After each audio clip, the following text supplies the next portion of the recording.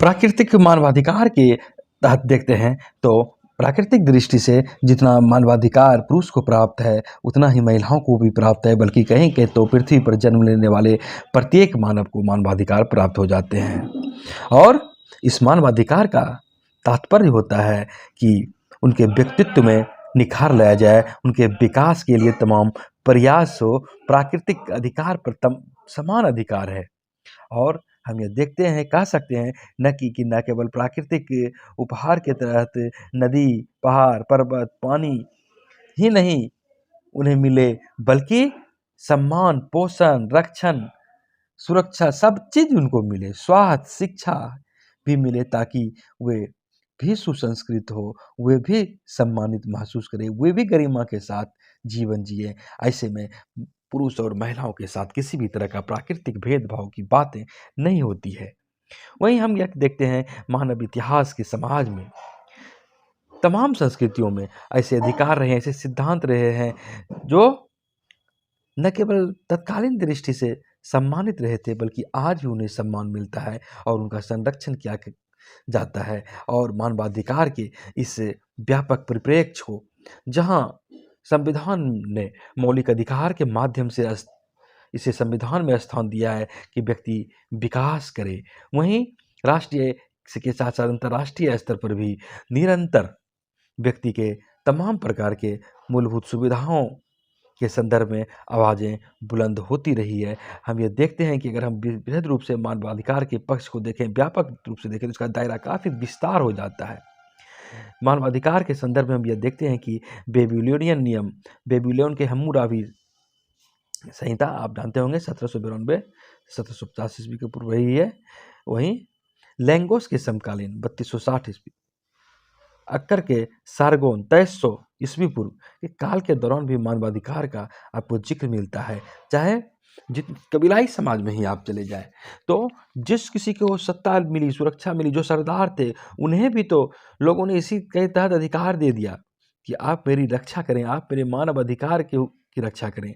और हम ये देखते हैं कि अपनी वैदिक साहित्य में भी देखते हैं कि आप सर्वे भवन्तु सुखिनः, सर्वे भवन्तु निरामया जैसी अवधारणा, यह कहीं न कहीं हर एक मानव को के सुखी बनाने की कल्पना है, हर एक मानव को सम्मानित से जीने की भावना है, और ऐसे मानवाधिकार को एक तरह से मजबूती ही प्रदान करता है। और हम देखें कि मानवाधिकार शब्द मानव के व्यापक अधिकारों से जुड़ा हुआ है।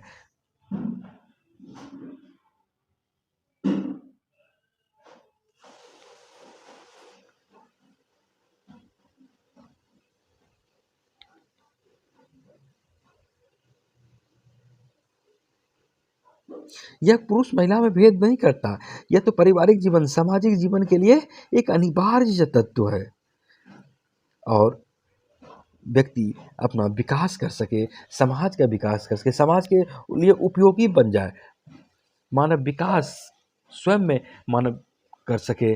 और आप जानते हैं कि मानव को भी संसाधन माना गया है, और इस संसाधन को, किसी को संसाधन तभी कहते हैं जब उसका लोग अपने साधन के लिए उपयोग करते हैं, वैसी आवश्यकता जो जिसकी कि साधन के रूप में प्रयोग करते हैं, इस्तेमाल करते हैं। और इस तरह यहाँ पर मानव जब संसाधन बन जाता है तो यहाँ पर पुरुष महिला दोनों की बात हो जाती है।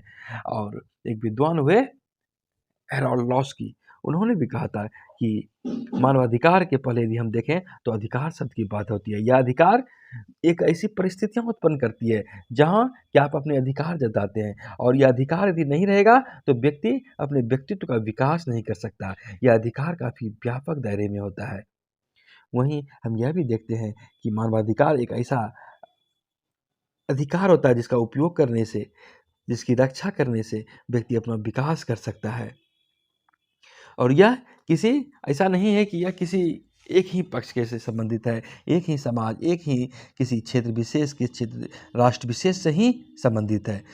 कोई भी समाज हो, कोई भी संस्कृति हो, अपने अधिकार और सिद्धांत की अवधारणाओं को कहीं किसी न किसी दृष्टि से वो विकास किया ही किया है। और इनमें से कुछ अधिकार ऐसे हो जाते हैं, कुछ सिद्धांत ऐसे हो जाते हैं, इतने व्यापक रूप ले लेते हैं। इन्हीं संदर्भ में आज दुनिया भर में आप मानवाधिकार की बात देखते हैं। लैंगिक भेदभाव यदि होता है तो वहाँ पर फिर मानवाधिकार की भी बात होती है। और इसकी मान्यता के लिए हर तरह की संघर्ष भी अपनाया जाता है। लेकिन वहीं इस संघर्ष में राजनीतिक, आर्थिक, सामाजिक, सांस्कृतिक अधिकार की बात होती है तो इसके विरुद्ध अन्याय, असमानता जैसी बातें यदि होती है तो उसके खिलाफ संघर्ष भी मानव समुदाय करते रहा है, आज भी कर रहा है। और यह आज कोई नई बात नहीं है। अपने अधिकार के लिए लड़ाई हर हमेशा जारी है। वहीं लैंगिक भेदभाव के खिलाफ भी आज भी सैद्धांतिक रूप से बात होने के बावजूद व्यवहारिक दृष्टि से इसके खिलाफ लड़ाई जारी है। हम ये देखते हैं कि अधिकारों की यह अवधारणा प्रत्येक मानव को मानव होने के नाते उपयोग करने का हक है, उन्हें अधिकार है। और हम यह भी देखते हैं कि इन्हीं संघर्ष के कारण मानव विकसित हुआ है, मानव अधिकार अमल में आया है। और आज जिस मानवाधिकार की बात करते हैं वह किसी एक दिन की बात नहीं है, बल्कि इसके पीछे भी एक लंबी ऐतिहासिक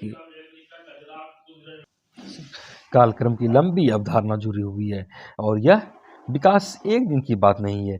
मानवाधिकार की अवधारणा आज यदि हम आधुनिक काल में लॉक के काल से जानते हैं तो वहीं अगर समय के साथ साथ विभिन्न चिंतकों ने इस संदर्भ में भी ध्यान आकर्षित करते रहा है। हम यह देखते हैं कि समय पर विभिन्न विद्वानों ने अपने अपने ग्रंथों में भी इसे स्थान दिया है।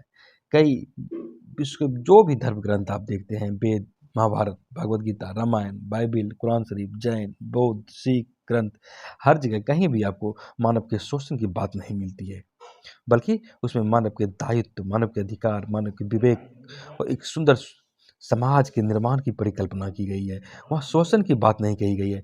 उसी तरह आप देखते हैं हेराक्लिटस, सोफिस्ट की बात करें, प्लेटो की बात करें, अरस्तु की बात करें, जैन की बात करें, या आप अपने कौटिल्य की बात करें, थोरो की बात करें, सिसरो की बात करें, तो हर एक की रचनाओं में ये आधुनिक रचना नहीं है, वहाँ भी आपको इस तरह की अवधारणा मिलती है कि जिससे लगता है कि मानव को तो कुछ अधिकार मिले हुए हैं, उनके दायित्व निर्धारित हैं और उसमें हर जगह जियो और जीने दो की अवधारणा है। किसी प्रकार के शोषण की बात नहीं है। और जब अधिकार की बात होती है उसका दायरा काफ़ी व्यापक हो जाता है। और यह अधिकार ही वह आधारभूत तत्व है जो कि लोगों को अपना विशेष अधिकार दिलाता है, उस पर वो अपना विकास करता है, वो अपने व्यक्तित्व में निखार लाता है। और अगर एक विद्वान हुए जे मैक्लोस्की, उनकी बात करें तो वे कहते हैं अधिकार क्या, तो हकदारी है, उसका दावा करना है। यह हकदारी कोई ले नहीं सकता है। अधिकार के बदले तो वे हकदारी शब्द का इस्तेमाल करते हैं। और वे कहते हैं कि सामान्य बात हकदारी की होती है, और ऐसा बात नहीं हो कि कर्तव्य जैसी कोई बात होती है, कर्तव्य की बात नहीं होती है, बल्कि वही में अधिकार, बल्कि यह तो मानव होने के साथ ये हमारा हक है, हकदारी है। वहीं वेस्ले हॉपफेल्ड वे अधिकार को और विस्तृत दायरे में देखते हैं और कहते हैं कि स्वतंत्रता व्यक्ति का अधिकार है, शक्ति हासिल करना व्यक्ति का अधिकार है, दावा करना व्यक्ति का अधिकार है, प्रतिरक्षा करना व्यक्ति का अधिकार है। तो वे तो और व्यापक दृष्टि में देखते हैं। एक विद्वान हुए रोनाल्ड, तो वे कहते हैं कि सामूहिक लक्ष्य अलग बात हो जाती है, सार्वजनिक भावना अलग बात हो जाती है, लेकिन व्यक्तिगत दृष्टि से लोगों को अधिकार मिले हुए हैं और इस अधिकार को कोई छीन नहीं सकता, कोई ले नहीं सकता, और ना ही कोई किसी के साथ भेदभाव कर सकता है। सिर्फ लैंगिक भेदभाव नहीं, किसी प्रकार का भेदभाव नहीं कर सकता है। अधिकारों के व्यापक धरातल पर अगर देखते हैं तो व्यक्तिक अधिकार सबों को मिले होते हैं। व्यक्ति विशेष होने के नाते उसे अधिकार मिले होते हैं, उसी को व्यक्तिक अधिकार कहते हैं। वहीं हम ये भी देखते हैं कि व्यक्ति एक सामाजिक प्राणी होता है, तो यहाँ पर समाज को भी कुछ अधिकार मिल जाता है, उसका दायरा समाज तक चला जाता है। और जब संवैधानिक रूप से सरकार कानून बनाती है वो एक क्षेत्र विशेष के लिए, राज्य विशेष के लिए, तो वह एक कानूनी अधिकार होता है। उस क्षेत्र में रहने वाले सभी लोगों के लिए वो अधिकार दिया जाता है और यह नियम के अनुसार संचालित हो जाता है। इन सबों के साथ साथ जब एक सर्वोच्च स्तर पर एक बातें होती है नैतिक अधिकार, और यह नैतिक अधिकार कोई क्षेत्र विशेष तक सीमित नहीं होता है, कोई राज्य विशेष तक सीमित नहीं होता, या किसी संस्कृति विशेष तक सीमित नहीं होती है, बल्कि यह तो सभी जगह होते हैं। और यह कानूनी अधिकार को भी मार्गदर्शित करते हैं, आपके व्यक्तिगत अधिकार को भी मार्गदर्शित करते हैं, सामाजिक अधिकार को भी मार्गदर्शित करते हैं, और यह हर जगह होता है। और इसी में अगर हम पुरुष अथवा स्त्री की बात करें तो इस तरह का अगर भेदभाव की बात होती है तो यहाँ पर यह नैतिक अधिकार सिर्फ किसी देश विशेष, किसी समाज विशेष के लिए नहीं है, बल्कि हर दुनिया में हर जगह की रहने वाली महिलाओं को यह अधिकार मिला हुआ होता है। महिलाओं को भी नैतिक अधिकार है अपना विशेष रूप से हर तरह की प्रगति करने का, और इसका दायरा मानवाधिकार के तले काफ़ी व्यापक है। वहीं यदि इसके मूल में देखें तो कहीं न कहीं व्यक्ति को जो विशेष अधिकार मिले होते हैं अन्याय के खिलाफ, असमानता के खिलाफ, यही मानवाधिकार का आधार बनता है। और इसमें हर एक मनुष्य आ जाता है, कोई स्त्री हो या पुरुष, उनमें समानता की बात होती है। हम यह भी देखते हैं कि अगर संवैधानिक परिप्रेक्ष्य में ही देखें तो किसी भी प्रकार की, चाहे वो रंग की भेद की नीति हो या जाति, धर्म, लिंग, किसी भी प्रकार के भेदभाव का निषेध किया गया है। और प्रत्येक व्यक्ति को अपने विकास करने के लिए, हर तरह के विकास के लिए, शैक्षिक, सामाजिक, आर्थिक, नैतिक, हर धार्मिक, हर तरह के विकास के लिए पूर्ण स्वतंत्रता संविधान देती है। और यहाँ पर किसी मौलिक अधिकार के रूप में व्यक्ति को मिलता है। इसकी सुरक्षा सरकार करेगी, समाज करेगी। और इसी संदर्भ में यह भी देखते हैं कि स्वतंत्रता, समानता, बंधुत्व के साथ साथ गरिमा की भावना दी है, जो कि नैतिकता की दृष्टि से व्यक्ति को मिले होते हैं। और इन तमाम बात जो एक व्यक्ति, एक मानव होने के नाते जब मिलते हैं तो हम ये देखते हैं कि दार्शनिक इसे मानववाद का स्वरूप देते हैं, वहीं राजनीतिक दृष्टि से इसे मौलिक अधिकार की संज्ञा दी जाती है। वैश्विक स्तर पर संयुक्त राष्ट्र संघ है, यह न केवल दुनिया में शांति व्यवस्था स्थापित करने के लिए, बल्कि व्यक्ति विशेष, दुनिया के हर एक व्यक्ति के मानवाधिकार के संरक्षण के लिए भी यह है। और मानवाधिकार को न केवल संरक्षण देती है बल्कि प्रोत्साहित करने के लिए भी ये कदम उठाती रही है।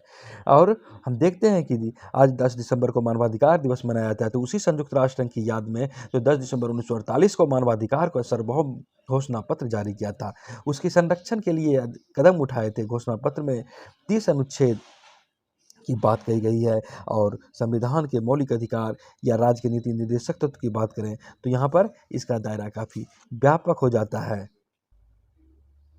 दुनिया के हर एक देशों ने उस मानवाधिकार के तमाम अनुच्छेद को अपने अपने संविधान में भी सुविधा अनुसार स्थान दिया है। भारत में जहाँ मौलिक अधिकार के रूप में स्थान दिया गया है, वहीं एक चीज़ होती है अनुच्छेद 36 से 51 नीति निर्देशक तत्व को भी स्थान दिया गया है। इसके माध्यम से कल्याणकारी राज्य, वेलफेयर स्टेट को अमल में लाने का प्रयास किया गया है कि समय के साथ क्रमशः लोगों के विकास के लिए, हर तरह के विकास के लिए, स्वास्थ्य के लिए, शिक्षा के लिए, समान नागरिक संहिता के लिए, हर तरह के लिए सरकार मजबूत होती जाएगी और कदम उठाएगी। और भारत सरकार ने, हम ये देखते हैं, कानून बनाकर, अध्यादेश लाकर, अधिनियम बनाकर, संसद में वाद विवाद करके कई बार ऐसी स्थिति हुई कि इस संदर्भ में प्रयास किए हैं। और हालांकि बहुत बाद में 1993 में यहाँ भी राष्ट्रीय मानवाधिकार आयोग का गठन होता है। और हम यह देखते हैं कि सुप्रीम कोर्ट के सेवानिवृत्त न्यायाधीश माननीय रंगनाथ मिश्र की अध्यक्षता में राष्ट्रीय मानवाधिकार आयोग की भी यहाँ स्थापना की गई थी 1993 में। और इस आयोग के माध्यम से अल्पसंख्यक आयोग, राष्ट्रीय महिला आयोग, अनुसूचित जाति जनजाति आयोग इसी धरातल पर बनते रहे ताकि तमाम लोगों का विकास हो। इसका काफ़ी व्यापक संदर्भ देखा जा रहा है। और मानव अधिकार दिवस मनाने का आप 10 दिसंबर को मनाते हैं, लेकिन देश में मौलिक अधिकार के माध्यम से इसे स्थान दिया गया कि लोग किसी दिन अधिकार से वंचित नहीं रहे। और सरकार जब महसूस करेगी कि हमें और दायित्व निभाने हैं लोगों के प्रति, तो वे निभाएं। मानवाधिकार मनुष्य का अधिकार है और इस अधिकार में दुनिया की आधी आबादी महिलाओं की भी है और उनका भी है अधिकार है। ऐसे में पुरुष और महिलाओं की कोई भेदभाव की कोई बात ही नहीं होती है। लेकिन महिलाओं पर शोषण, महिलाओं के विरुद्ध अत्याचार, महिलाओं को राजनीतिक भागीदारी में कमी, तो अगर ऐसी स्थिति होती है तो कहीं ना कहीं हम तो ये कह सकते हैं कि उनके साथ भेदभाव किया जा रहा है, महिलाओं पर अत्याचार बढ़ रहे हैं। और महिलाएं पर अत्याचार बढ़ रहे हैं ये, लेकिन दूसरी ओर उनकी हकीकत देखें तो इस समाज की सृष्टि को के केंद्र में इसकी धुरी तो वही है। इस सृष्टि के विकास कैसे होगा यदि महिलाएं नहीं होगी तो। और योगदान सबों का बराबर है, हर किसी का अपने अपने स्तर से योगदान है। प्राकृतिक दृष्टि से जो उनको शक्तियाँ मिली है उसी अनुसार वो प्रदर्शित कर सकते हैं, चाहे वो पुरुष हो या महिलाएं। लेकिन यदि वे उपेक्षित हो रही हैं तो कहीं ना कहीं हम लोग मानव प्राकृतिक दृष्टि से प्रकृति को, समाज को असंतुलन करने का प्रयास कर रहे हैं और महिलाओं की गरिमा सम्मान के साथ यदि खिलवाड़ कर रहे हैं तो कहीं न कहीं उन्हें उनके जीने के अधिकार से हम वंचित कर रहे हैं उन्हें। और महिलाओं को भी अपने अधिकार के प्रति यदि वो जागरूक नहीं हो पा रहे हैं तो कहीं न कहीं हमें लगता है कि वो उनके भी प्रयास कारगर नहीं हो रहे हैं, सार्थक नहीं हो रहे हैं, तो कहीं न कहीं उनके भी प्रयास में कुछ न कुछ कमियाँ हैं।